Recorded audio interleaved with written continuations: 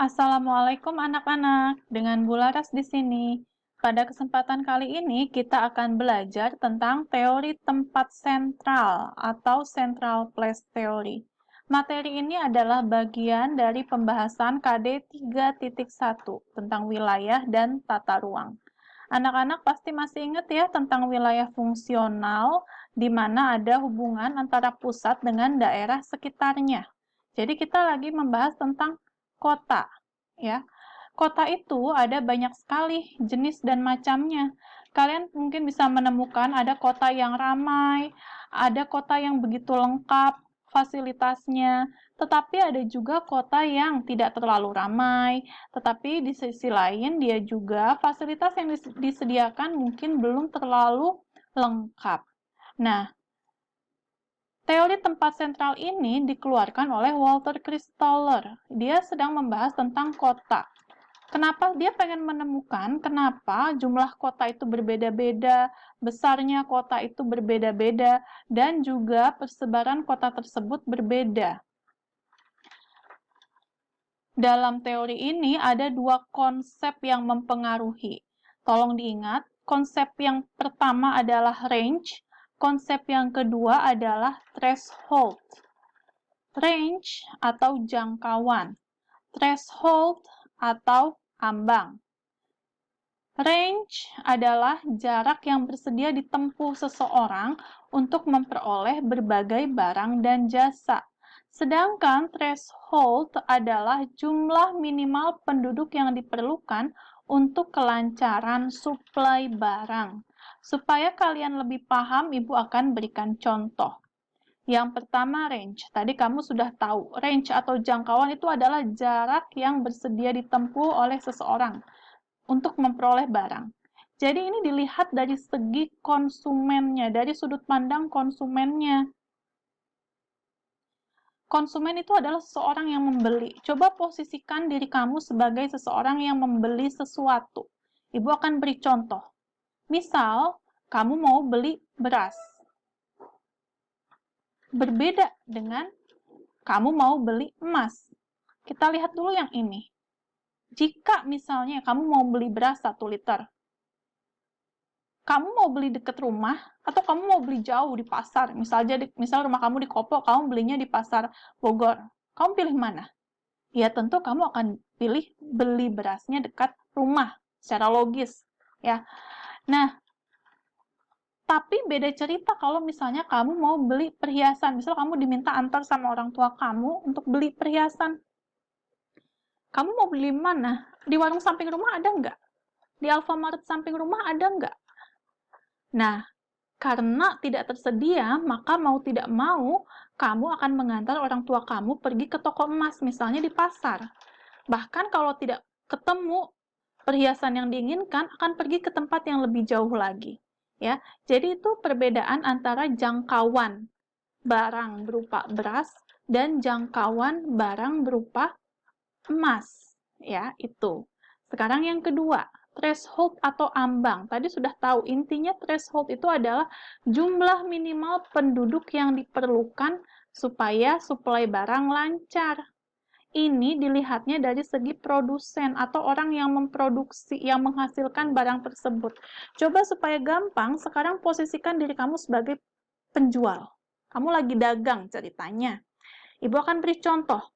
Kamu dagang nasi uduk, sama kamu bikin mall yang lengkap. Kita lihat yang pertama.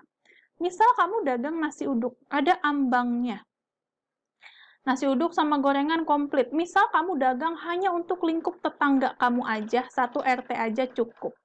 Misal 1 RT itu beli dagangan kamu. Kamu bakal balik modal nggak? Balik modal. Jadi suplai barangnya lancar. Berarti ambang untuk dagangan nasi uduk ini cukup 1 RT. Lingkup tetangga aja itu udah cukup. Sekarang coba kita lihat misalnya kamu punya 2 triliun dan kamu bangun mall baru. Ya, biarin banyak mall. Misal kamu bikin mall baru, ada bioskop, ada outlet, ada food court, ada supermarketnya, ada butiknya, barang-barang bagus, di situ semua ada. Nah, ternyata yang belanja di supermarket kamu ini cuma lingkungan tetangga kamu 1 RT. Bakal balik modal nggak? Iya kalau belanja, kalau cuma lihat-lihat. Nah, jadi kamu lihat, si mall ini kalau ambangnya sama 1 RT, dia nggak bakal balik modal. Suplai barangnya tidak akan lancar. Jadi untuk si mall ini, supaya suplai barang lancar, seenggak-enggaknya 1 kecamatan, 2 kecamatan, 1 kota ada minat untuk belanja di mall ini, baru dia akan balik modal atau suplai barangnya lancar. Itulah ambang ya. Beda antara ambangnya dagangan kecil ini dan dagangan yang di sebelah kanan mall itu, ya. Oke, dengan adanya range dan threshold itu, maka barang dan jasa itu bisa dikategorikan menjadi 2. Yang pertama adalah high order goods and services, barang dan jasa tingkat tinggi. Ini barang dan jasa tingkat tinggi itu biasanya ada di kota-kota besar yang penduduknya banyak. Misalnya nih ya, rumah sakit besar, rumah sakit pusat, rumah sakit rujukan, kantor pengacara, butik khusus, atau misalnya universitas-universitas. Itu contoh dari high order goods and services. Nah, ada juga low order goods and services, barang dan jasa tingkat rendah. Ini di mana-mana bisa ditemukan. Threshold kecil, range-nya terbatas, bisa dijumpai di banyak tempat. Contohnya warung sebelah rumah, kemudian orang dagang bakso, itu banyak ditemukan di mana-mana. Sekolah dasar itu juga termasuk low order goods and services karena dia ada di mana-mana, bahkan wajib ada di setiap desa seenggaknya 1. Oke, begitu ya anak-anak. Nah, dengan adanya range dan threshold, kemudian ada barang dan jasa tingkat tinggi dan barang dan jasa tingkat rendah, itu terbentuklah tempat sentral yang berbeda-beda. Tempat sentral atau central places itu adalah kota yang menyajikan barang dan jasa, bukan cuma untuk diri mereka sendiri, tapi juga untuk wilayah sekitarnya. Nah, dalam teori tempat sentral atau kota-kota itu bentuknya segi 6 ya. Jadi segi 6, segi 6, segi 6, segi 6. Makanya ketika kalian disuruh gambar, kalian harus ahli menggambar segi 6. Kenapa kok bentuknya heksagonal atau segi 6? Coba Ibu jelaskan sedikit. Nih, lihat gambar A. Itu ada lingkaran. Dengan titik di tengah itu adalah titik pusat. Lingkaran itu adalah melambangkan kota. Pelayanannya berbentuk lingkaran. Kemudian ini ada titik lain. Nah, ini juga adalah kota. Pelayanannya berbentuk lingkaran juga. Jadi, jika ada banyak kota, akan ada banyak wilayah yang dilayani. Semakin banyak kota, semakin banyak wilayah yang dilayani. Sekarang lihat gambar C. Kalau pelayanan suatu kota berbentuk lingkaran, menurut teori tempat sentral itu nggak efektif. Kenapa? Karena ini ada yang bolong nih. Nih, yang Ibu merah-merahin. Dia dilayani siapa? Kalau rumah kamu di sini, kamu nggak kebagian pelayanan dari kota manapun. Ya, makanya dianggap lebih efektif kalau pelayanannya itu berbentuk segi 6, seperti gambar D. Di sini, kalau bentuknya heksagonal, semua wilayah tertutup dan semua wilayah dilayani oleh kota atau tempat sentral. Oke, sekarang ya, tadi udah tahu bahwa ada range, threshold, barang dan jasa tingkat tinggi, barang dan jasa tingkat rendah.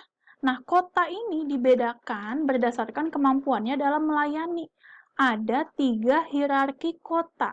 Yang pertama, K sama dengan 3, yang kedua K sama dengan 4, dan K sama dengan 7. Ingat-ingat, K3, K4, K7, 3, 4, 7.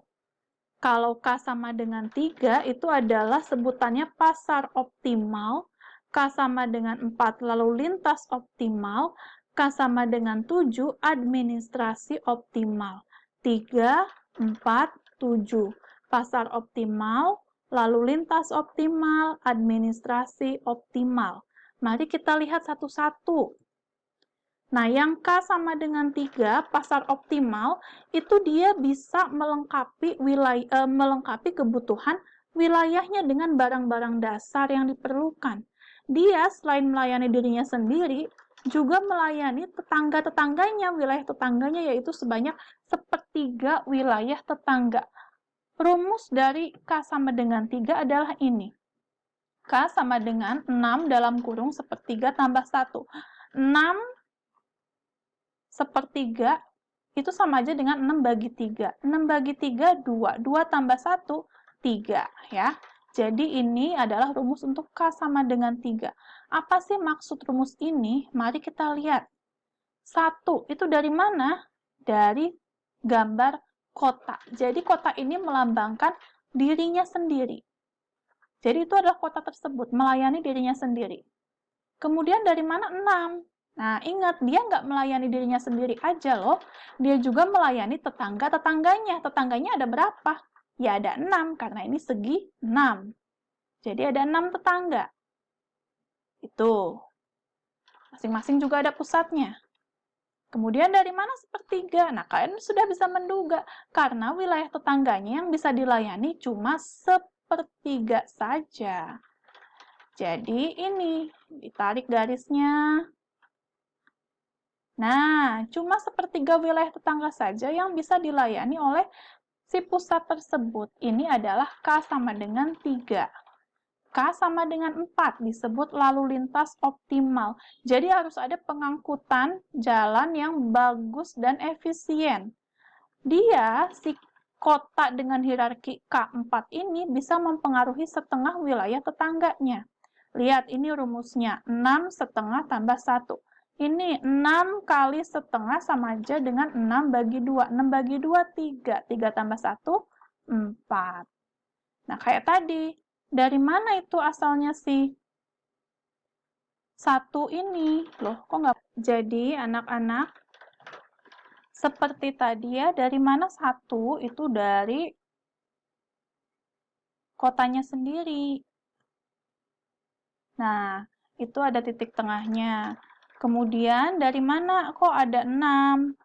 Itu dari tetangganya, karena kota tersebut harus melayani dirinya sendiri dan tetangganya, ada 6. Kemudian, dari mana ada setengah? Maksudnya adalah wilayah tersebut melayani tetangganya nggak seluruhnya, tapi hanya setengah bagian saja. Ini jadi gambar dari struktur kota dengan hierarki K sama dengan 4. Dan yang terakhir, anak-anak, adalah hierarki K sama dengan 7, administrasi optimal, asas pemerintahan. Jadi, rumusnya adalah 6 dalam kurung 1 tambah 1. Jadi, 6 tambah 1, 7. K sama dengan 7. Dia bisa melayani dirinya sendiri dan sekitarnya, seluruhnya. Nah, gambarnya seperti tadi. Dari mana 1? Dari dirinya sendiri. Kemudian, dia jangan hanya melayani dirinya sendiri, tapi juga tetangganya. Tetangganya ada 6. Nah, seperti ini. Kemudian, dari mana 1? Maksudnya adalah dia melayani tetangganya itu seluruhnya. Jadi, bukan cuma 1/3, bukan cuma setengah, tapi seluruhnya dilayani oleh dia. Itu adalah kota dengan hierarki 7. K sama dengan 7, administrasi optimal. K3, K4, K7. Pasar optimal, lalu lintas optimal, dan administrasi optimal. Nah, kemudian perlu diingat teori tempat sentral ini berdasarkan asumsi. Ya, jadi ada suatu kondisi di mana teori ini baru bisa berfungsi. Yang pertama, wilayahnya harus datar, ya, gerakannya ke segala arah, penduduknya semua sama-sama mampu, penduduknya merata dan rasional dalam membeli sesuatu.